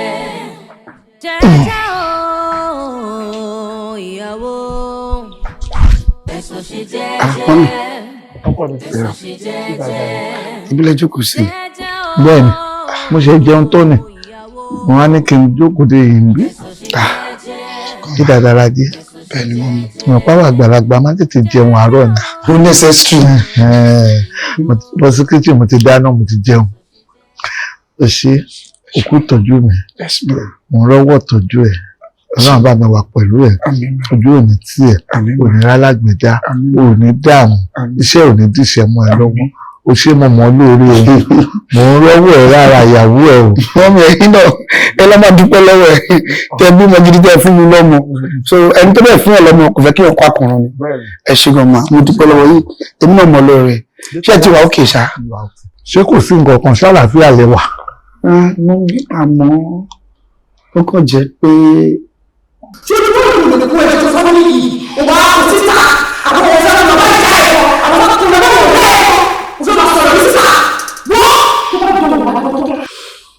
mò ń gbọ́ kí ló dé tó rò lọ ó kàn jẹ́ pé ibi tí mo lọ yìí business mi fẹ́ lọ ṣe bẹ́ẹ̀ òun ló ń kọjá ìsùn mọ́jú tó ń rò ẹ wò ẹ má wọlé mi kò sí nǹkan. máa lọ tiẹ̀ ńgbà náà tó bá ti jẹ́ pé lọ bí business. èrò ọmọ mi mi lè jẹ́ kẹ́ stress ara yín náà mo ti calculate time mo máa fi drop yín ìyàwó mi ti sọ fún mi pé ẹ ti ṣetán pé torí ẹ ti tètè jẹun bí a kì í drop yín then máa gba abẹ lọ kò tí ì pẹ́ mi fẹ́ kọ́ stress yín mi fẹ́ kẹ́ stress ara yín rádà. òwúrò ń gbà náà. ṣé bàkì ẹjẹ máa ń gbé bàkì mi. mo ti dì í mo ti dẹrù mi lẹ̀ ó ti yá náà nìyẹn ó ṣe bàbá mi.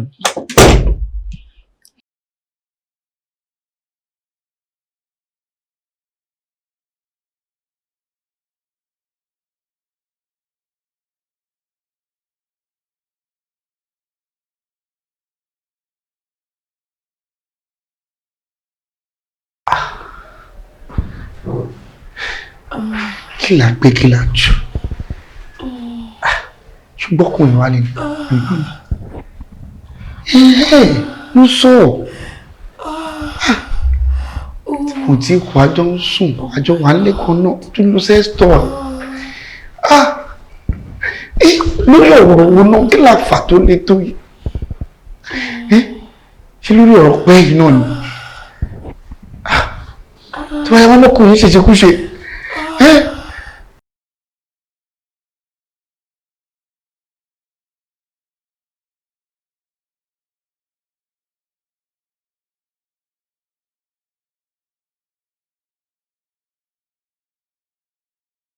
Tí mo ṣe wà láyé tí mo ti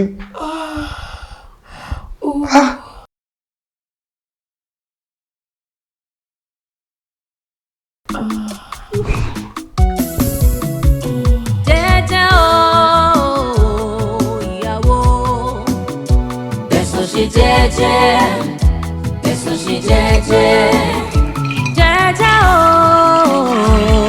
ìyàwó bẹ̀sùn ṣe jẹ́jẹ́ bẹ̀sùn ṣe jẹ́jẹ́. ọ̀gá ayé ò gbà wàràwàrà mo náà mi ò gbà kó fàjọgbọ́n kò gbà kọ́lé ilé ọkọ̀ ilé ẹ̀kọ́ ni ìkọ̀kọ̀ ní bomi gbọ́gbẹ́ ìkótúgbà ṣoṣo. ṣé kò sọ ẹni I'm tired of all these unnecessary problems tá a fúnra wa jẹ́ ká put an end to it at least tó lọ́mọ tá a ṣe ń jà yìí ó ti kúrò nílé fún wa. Ká put an end to it. Yes, of course. Ká settle. Kó lè padà lọ pọ́pọ́ yẹmí àbíbẹ́. Má rò bẹ́ẹ̀ o. Besides that, o kò lè expect mi kí n abandon ọpẹ́ yẹmí bẹ́ẹ̀. Though kò ṣe ẹ̀jẹ̀ mi, kò ṣe ẹ̀jẹ̀ tó ń là á méjì, bọ̀ àti kékeré ló ti ń bá wa gbé. Same old story. O tó bá fẹ́ dẹ́ lójú pé kò sí nǹkan láyà méjì, ó lè jẹ́ kájọ lókì. Kájọ lókì ta ni? Ọpẹ́ yẹmí. Má! Jọ fi mí lẹ̀ bí mo ṣe wà yìí. Má bá tiẹ̀ lọ. Kí wá ní tèmi? Kí ni ṣíṣe sí? Jọ torí Ọlọ́run. Leave this place.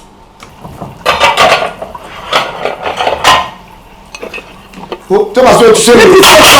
Fi mí lẹ̀ kí ló dé? ìwọ làgbà wẹ́wẹ́ tí ó ṣe é fi mọ́jú ìkọ̀kọ̀ ní bomi kó gbẹ̀yìn kó tún gbà ṣoṣo ìyàwó alágídí ọlọ́kàn líle jẹ́jẹ́ o ìyàwó. Tọ́lání. Bẹ̀sùn ṣe jẹ́jẹ́. Tọ́lání. Bẹ̀sùn ṣe jẹ́jẹ́. Níbo ló wà? Jẹ́jẹ́ o. Níbo ló wà náà? What's up now? How you doing? I'm fine. Good afternoon, mommy. What is good about the afternoon? Kí ló ṣe mi lẹ́nu? Ta ló mọ̀ ọmọ wèrè yìí ta ló wọlé mi wá? Tolani, be calming down. Mo ní ta ló wọlé mi wá? Èmi ni mo mú wá. Èmi mo mú wá láti wá bá ẹ sọ̀rọ̀. Ṣé orí bó ṣe wà yín? Èmi náà ti bá sọ ọ̀pọ̀lọpọ̀ ọ̀rọ̀. Ó dẹ̀ jẹ́ kó yé mi wípé ọ̀rọ̀ ò rí bó ṣe rò. Ni mo ṣe mú wá kó náà wá fẹnu ara ẹ̀ sọ kó lè gbọ́. Well done. Ṣorí mo ti mọ̀ tẹ́lẹ̀ Ọ̀túnráyọ̀. Mo mọ̀ wípé ọ̀rẹ́ mi kọ́ nìyẹn, ọ̀tá mi nìyẹn. Mo mọ̀ pálábọ̀dé ní ẹ̀ o. Ó wá gbé àbọ̀dé yẹn, ó wá gbé ká mi mọ́lé. Mo ní mi ò fẹ́ rí yàn mọ́ in my life. Eléyìí ni àjí yẹn ni àjíkò yìí. Ó mú wọn lé mi wá. Kí ló kọ́ gbòòyẹ fún mi àti ẹ? Ó yá má bínú. Hello, ojú tí mo dì í tí bá fi lè là tó ṣùgbọ́n bẹ́ẹ̀ yẹn. Ìwọ àti tani. Babe. Ṣé yẹn jẹ́ ìwé ìkọ́kọ́ tó kọ́ lẹ́yìn? Babe, hold on. You know I want the best for you. Mi ìdẹ́lẹ̀ máa wo kí lè ẹ dàrú. Kó má dà fún best tó fẹ́ fún mi yẹn. Kó má dà fún wọ́ọ̀kì best tó fẹ́ fún mi. Má jẹ́ ṣe é ṣe o. Má jẹ́ rọ́ọ̀lù o. Ìwọ tí bá bẹ́ẹ̀ bẹ́ẹ̀ yẹn wà á kọ́ ju mi yọ. Bọ́sítà lẹ́nu. Àlejò bọ́sítà fẹ́ yẹ sá. Ẹ̀bùn kí ló dé gangan náà? Tẹ̀lé. Kí ló lè? Kémi náà máa lọ. Tẹ̀lé.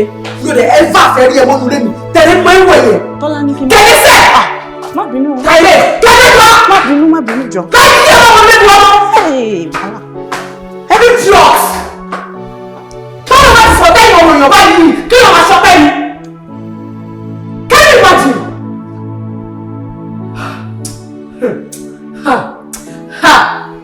Tí wọ́n yà kó máa sáàkì ẹ̀kọ́ mi bastard. No, má wọrí. The battle line has been drawn. Ìjà ìṣẹ̀bẹ̀rẹ̀ ni. Ṣọ́nà ìyá wọlé ni. Olórí burúkú ló ṣílẹ̀kùn fún wọn. Ikú máa pa ni. Easy. Take it easy. Ṣé ẹ̀rọ pé ògbó tí ẹ̀mọ̀ ti pọ̀ jù? Ṣé ìwọ ló máa sọ títí máa mú ọ? Bébì, àpọ̀nà, ṣùgbọ́n lórí ọpẹ́ díẹ̀ náà. Traffic, ìbẹ̀rù ọ̀bùrù àtẹ̀lẹ̀. Today is my day. Oh no! Oh no! Mi mú kankan ẹ. No! Don't tell me that. Sorry, ìdùnnú àwa lọ́bí tó bá ti lè rí ìdùnnú ẹ̀ ni já ṣe fàájì. Mi ṣàfẹ́ mú kankan. Kí ló ṣe? Tó ti dàgbà. Ìgbà táwọn wẹ̀ fún ẹnu ìrọ́kọ̀ yìí. No. Happy birthday to me! Ṣé àwọn ilé tó ń ṣe ń sìn? Ṣé ìkọ́ tó wọ́n ṣe ni? Ṣé pé fẹ́ wọ́n dùn dáadáa? Nǹkan tí mo gbé sọ, nǹkan kò pọ̀. Wow! Mi ò ṣàfẹ́ mú kankan ṣá. I'm not. Because it's your birthday. Yeah, you have to drink. You have to drink. More good life. Cheers to more good life.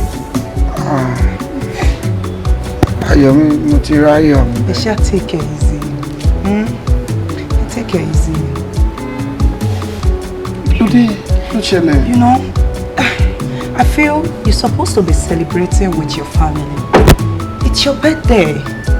Ìyàwó àti àwọn ọmọ yín náà kẹ́ máa celebrate pẹ̀lú. Ó ní lọ celebrate nílé. Yes. Ẹni tí wọ́n fẹ́ lù tó ń dárin, adájọ́ ni o.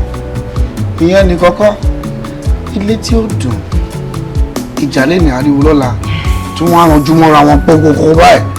Kí la fẹ́ ṣe sí i? I understand, but it's still your home. Sí, nǹkan tó burú jù láyé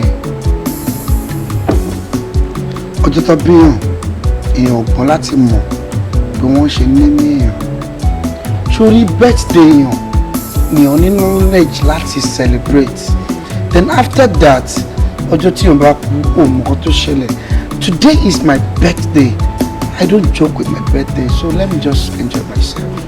Move, stop. Get here, come on. I'm sure I'll take it. But it's your birthday. Just it. Ayinde, ìbòsí o.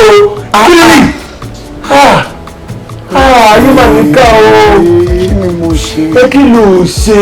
Ìsìnkú àti sọ́ọ̀lì léyìí. Ó kàn ní ká jáde ni. Ó kàn gbé ẹ jáde ni. Exactly. Ok, ó ti yé mi. Sí. Mo ṣe wà yìí àti ẹ̀yin méjèèjì nǹkan tí yàn lè express láyé èèyàn is the birthday. Okay. Your birth, your death. Okay. You don't know what is happening. Bàbá wo ọ̀pọ̀lọpọ̀ oníkìjà kí kò gbẹ̀mí jáde. Náà pé ó jẹ́ ìrùjà. Ìyá tó sọ̀rọ̀ rẹ̀ fún ojúlẹ̀kùn àwọn kàmẹ́lò ní ẹgbẹ́ ìwà yìí o.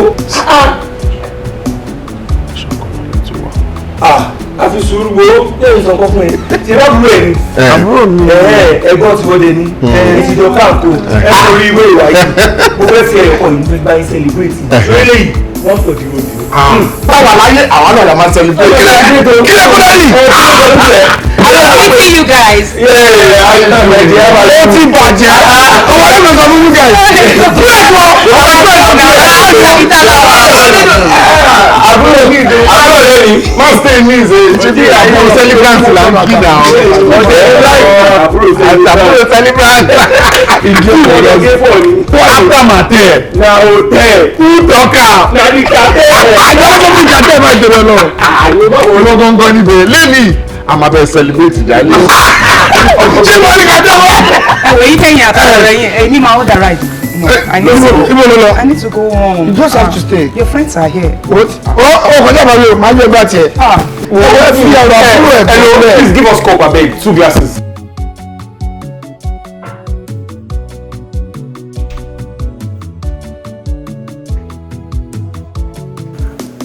Today is a special day. Let me make him happy. At least, Osha ti bẹ̀ mí. Jẹ́ kí n fún ní second chance. Bóyá peace àti ẹ̀tún lè reign díẹ̀. You know?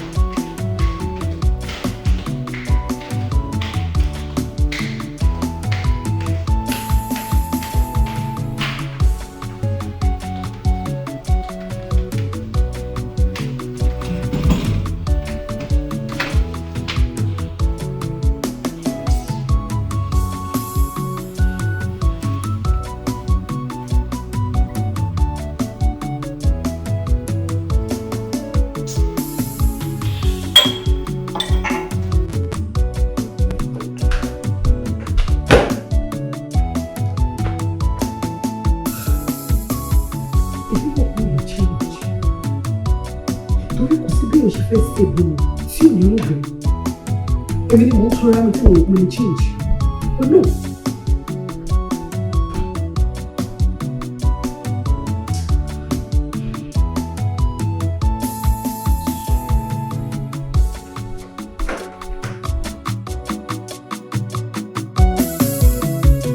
Jẹ́jẹ́ o ìyàwó, bẹ̀sọ̀ ṣe jẹ́jẹ́, bẹ̀sọ̀ ṣe jẹ́jẹ́.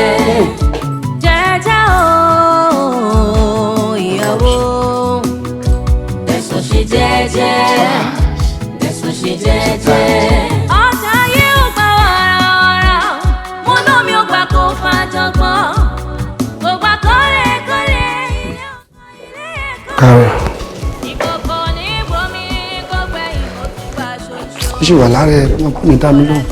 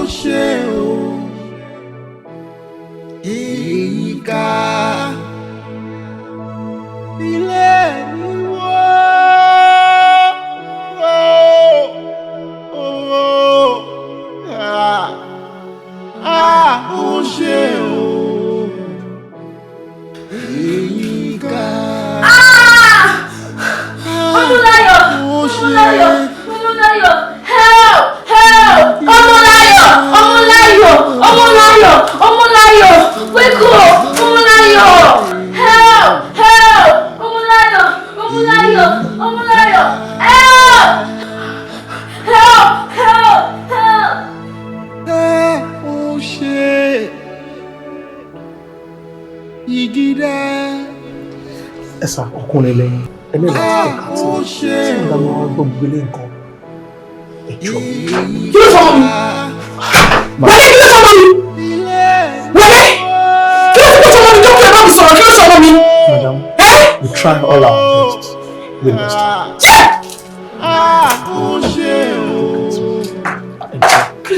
Asali máa pa ọ̀gá. Wọlé! To our Doctor! Qu'est-ce que je peux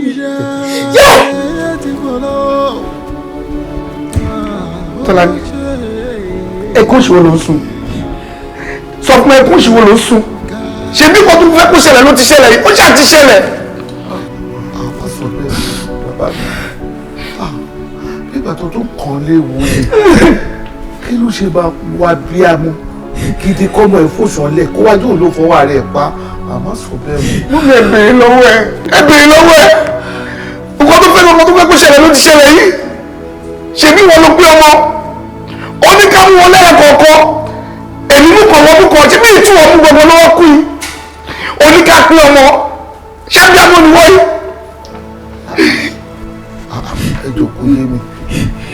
Ẹ pín ọmọ ní kọ̀ọ̀kan. Gbàwo nìyẹn ṣẹlẹ̀. Mò ń wánu léyìí tí mò ń sùn tí mò ń jí. Ẹ sọ pé nǹkan kan ṣẹlẹ̀. Nígbà tí irú ẹ̀ fi ń ṣẹlẹ̀ kí ló dé tó sọ fún mi. Mọ́mí mi lè sọ olórí kí n má sọ fún yín ó kì í nílò fún mi ni ó ní tí n bá sọ ìyá gbóná mọ́ mi mi ì tí ì sọ̀rọ̀ jáde kan ilé gbóná ó ní kí n má fẹ́ bí òun sọ bí òun kankan àtẹ́bí tèmi kí n fi ṣe ìtọ́nú ẹ̀kú.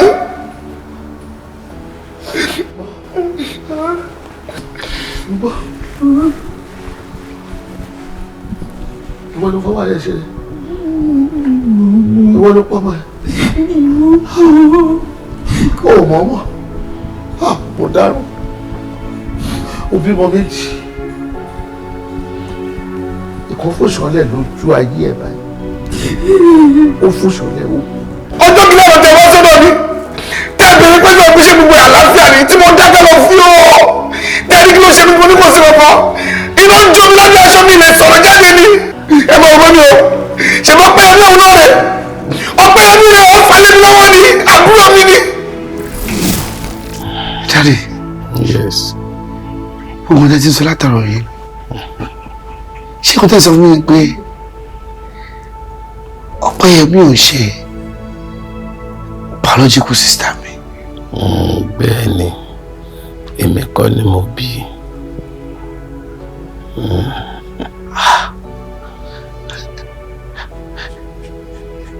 Báwo ló ṣe wá jẹ́?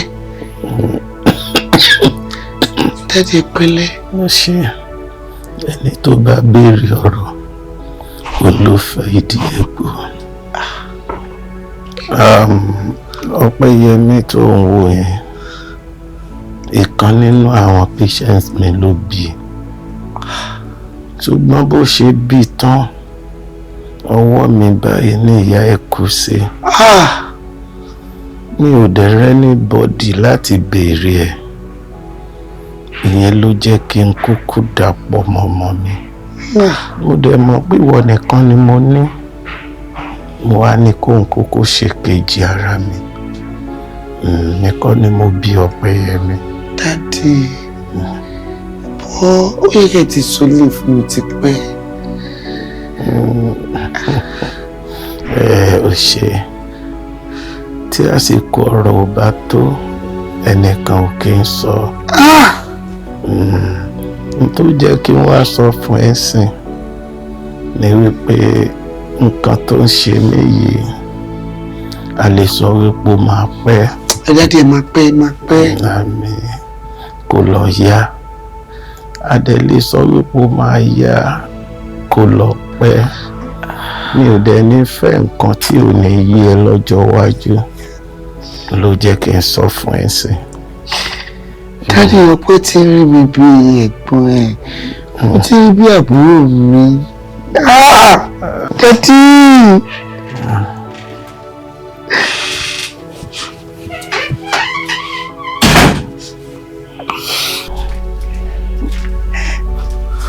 So, Daddy, ẹ̀yin kọ́ lẹ bí mi. Ọpẹ́yẹmí, èmi ni mo bí ẹ, èmi dẹ̀ kọ́ ni mo bí ẹ. Ṣé wàá rí Olúwọlé tó ń wò yìí? Ẹ̀gbọ́n ẹ̀ náà ṣì ni. Bẹ́ẹ̀ ni, ẹ̀gbọ́n ẹ̀ ni. Ìyẹn ni wípé ọkọ Wọlé ò kì í ṣẹ̀gbọ́n mi. That is where we're one big family. This is not the time for you to argue that. Please, we are one big family. You don't have to. Anyone that belongs to this place, we are one family. We share the same name, the same blood. No. The same value. No, Daddy. So, what Daddy was trying to tell you, say. Olúwọlé, Ọpẹ́yẹmí nìyí o, àbúrò rẹ ni o, mo dẹ̀ fẹ́ kó tọ́jú ẹ̀ dáadáa. Daddy. Ìyà ò gbọ́dọ̀ jẹ́ o, ẹ ti gbọ́, kẹ́ ṣera yín lóṣooṣù ọwọ́. Pẹ̀lẹ́. Daddy. Ìyà ni jẹ́. Òun náà dẹ̀ ní fìyà jẹ mí. Nǹkan là méjì. Ebi kan là méjì. Bóyá Daddy kò sí ọjọ́ máa ṣe yín. Ẹ sì máa wà pẹ́pẹ́pẹ́. Daddy. Ẹ ṣera yín lóṣooṣù ọwọ́. Ẹ ti gbọ́, ẹ̀gbọ́n ènìyàn, àbúrò ènìyàn, kẹ́ tọ́jú ara yín. Ẹ ti gbọ́. Ọpẹ́yẹmí, ẹ̀lẹ́ máa jẹ́ ẹ̀lẹ́. Wow. Omolayo is winning you to stop now. Kick it, the other one. No, he's angry. Stop now, slow down for Omolayo. Shama pa bureni. Wait, kick it. No. Put it here. It's about to enter, don't stop. Kick it. He's almost there. Who's on enter? Come on now. Shama pa bureni. Always use here. Put it at the sound. Wait, look. Ew. No. Mommy, please come and help me. They are cheating. Who is cheating? Cheating. Don't do that. Kick your own, put it. Babe, mo gbọ́ pọ̀ mọ́ ní pẹ́ kókó assist me. Mo jẹ́ bí àròbó ni tí mo fẹ́ máa bá wọn play kẹ́ni. And that thing you are still doing is too loud. Can you keep it low? Sorry. No, why is it not entering? Why is that one not entering? If it enters, you want to get one? Emi de call Omolayo ló ń play dada. Smarty, give me 2 holes. I said keep it down now. Sorry. No, don't let it enter. No, Ash. Fẹ́yìn. Wait, but what cheated? What is it? Sorry. Kick it. It's about to enter.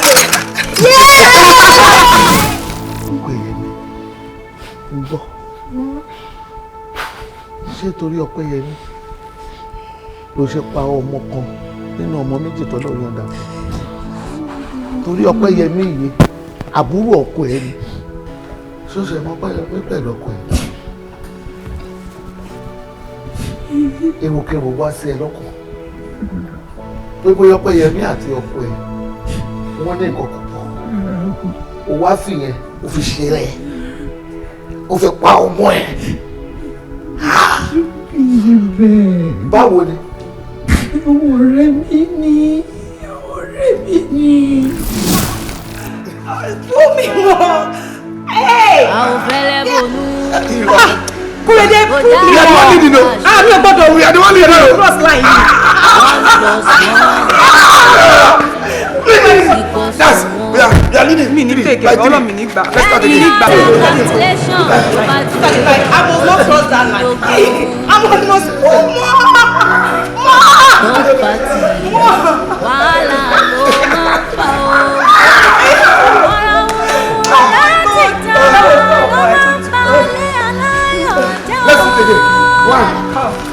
Leave me with my husband. Leave me with my wife.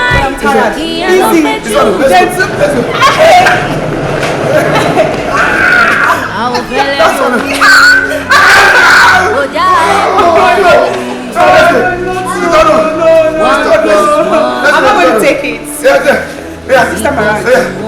Let's go. Any other calculation about Let's start Mami dada.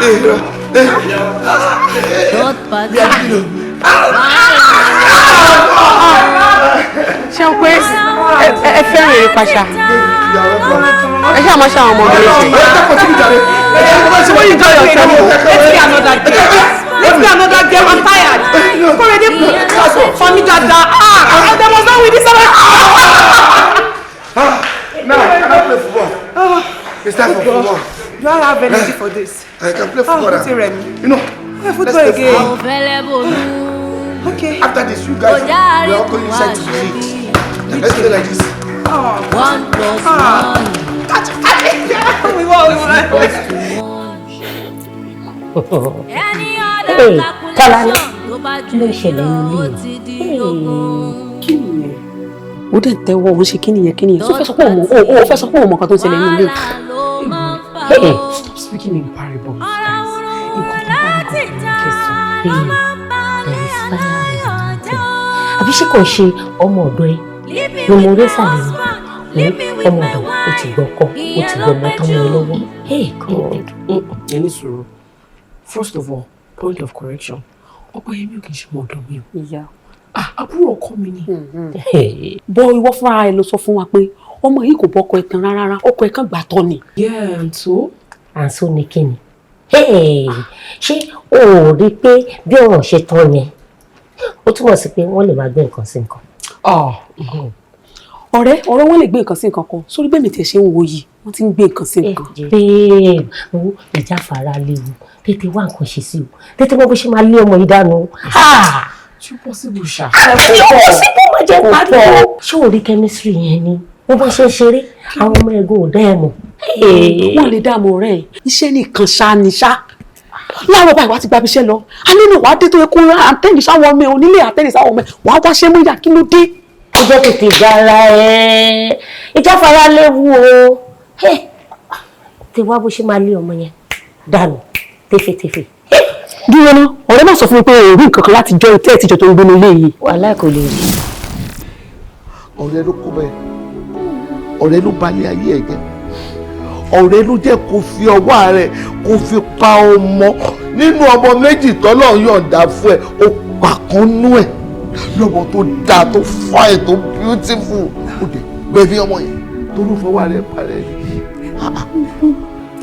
Àti kékeré ni mo ti wà pẹ̀lú ọ̀nkọ́ even though mo ti bàlágà kó tó di pé wọ́n fẹ́ yín ṣé nígbà tó wá fẹ́ yín tọ́lá máa dánwó pálapàla ìwọ Ọlọ́run ò ní jẹ́ ìdílé onígbàgbọ́ ni mo ti wá ọ̀nkọ́ mi yìí is nothing but my benefactor kò sí kó tó jọ mọ́. Ó lè jẹ́ kí àparí inú ẹ̀ kó bà tòde ẹ̀ jẹ́ ṣé wò ká bíbélì ni wọ́n ní ọlọ́gbọ́n obìnrin á fi ọwọ́ rẹ̀ túlé ara ẹ̀ tó á ṣí èrè ló máa padà fi ọwọ́ rẹ̀ ló máa fi bàjẹ́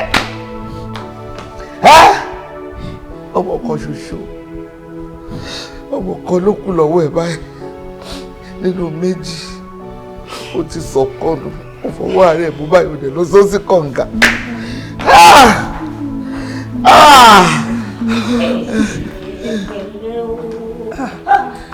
Ọ̀rẹ́ kí ló ṣe wọn láìsí?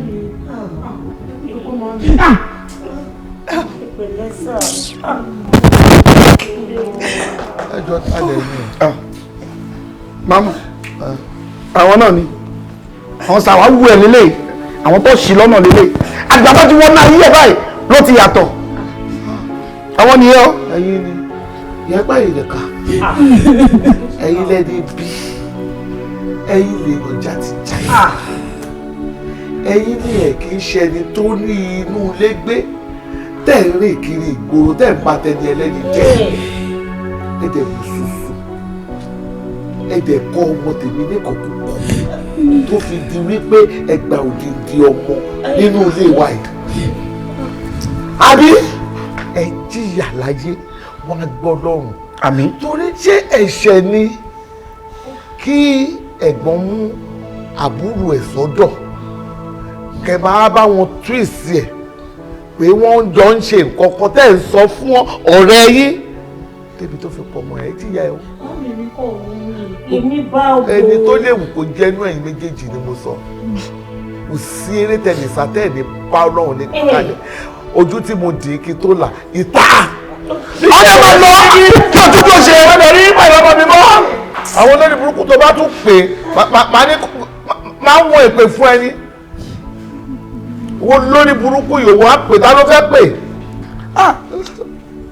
Káàdì kò ṣe ti màmá. Wọ́n mi ìfẹ́ rí ẹ pẹ̀lú wọn mọ́ àtọ́. Wọ́n tí màmá ní mo rò bá lára bóyá kí kò tẹ̀lé wọn lọ kó kó nu lẹ́yìn ni. Wọ́n mi. Tó bá mo tèmi jọ tó bá mi mú tọ́mọ kó tó kú. Ó ṣe mo dúpẹ́. Súnmọ́ mú ẹ̀. Súnmọ́ mú ẹ̀. Súnmọ́ mú ẹ̀. Ọlọ́run bá mi kẹ́ ẹ. Ọlọ́run bá mi kú. Ẹyọ ọkọ ìyá ti rú ti gbá o. Ó ti ṣe ìgbà lọ́wọ́ rẹ̀ lẹ́yìn o. Ẹyin tí ìdàgbà o. Òun lọ́rọ̀ yìí ìtaṣọ gbẹ. Ọmọ oṣù tí ń padà bọ̀ lọ́dọ̀ yìí lágbára Ọlọ́run. Agbára ẹlẹ́dàá mi. Ẹ̀jẹ̀ máa fẹ́. Ìfọyọ́kọ̀ ẹ̀ mọ́ra. Sọ́mọ́. Ìyá ọkọ ẹ ni o. Kékeré àrí kékeré ìyọkọ. Ìyá ọkọ ẹ ni o. Bọ̀wọ̀ fún ìyá ọkọ ẹ o. Máa lérò kérò. Ó ti ẹ̀dúpẹ́ ẹlẹ́dàá mi ò ṣe. Orí mi ti rò pé bóyá mo kẹ́rù ẹ lọ báyìí ni. Orí tó ṣẹlẹ̀ yìí lágbára ṣùgbọ́n mo dúpẹ́ pé ó ṣe bàbá mi mo dúpẹ́. A ò fẹ́ lẹ́bùnú.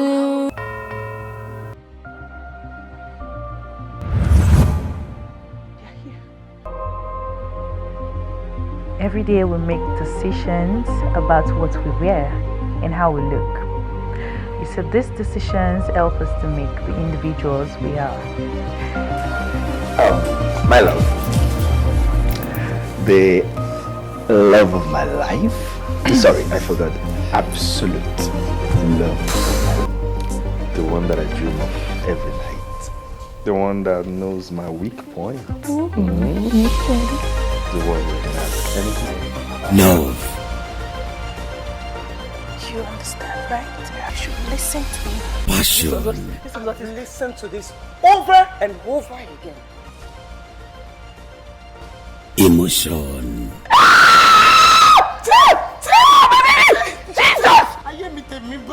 Betrayal of trust.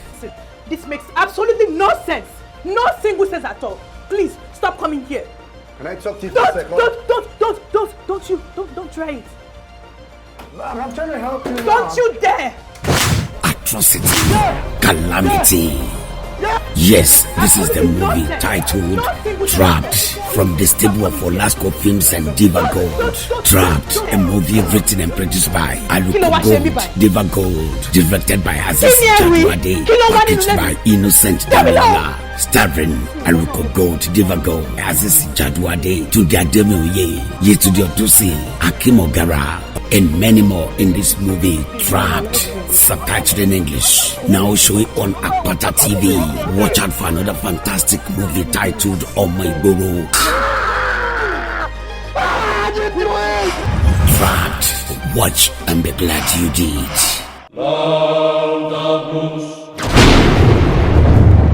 Kọ́kùnrin ó tàtọ̀ rìn, kí obìnrin ó tàtọ̀ rìn, àwọn ẹni tí ó lómi lẹ́yìn ẹsẹ̀ jura wọn lọ. Kábíyèsí, ọ̀rọ̀ tí ń bẹ́lẹ̀ yóò kàn yín. Kí ni ṣẹlẹ̀? Ò ní gbọ́, èmi náà ò ní gbà. márùn amú ẹ márùn kẹgùn bẹ́ẹ̀ márùn wọ fún ara ẹ gan. Kí ló fẹ́ ṣe? O ní fojú sunkún ọmọ. Àgbọ̀nà gàdé mi ní fojú. Má bí mi nú sẹ́, àti ṣe ń ṣe é. Jìnnìjìnnì bó. Bẹ́rù ẹ bá bọ́ sómi jìnnìjìnnì àpò.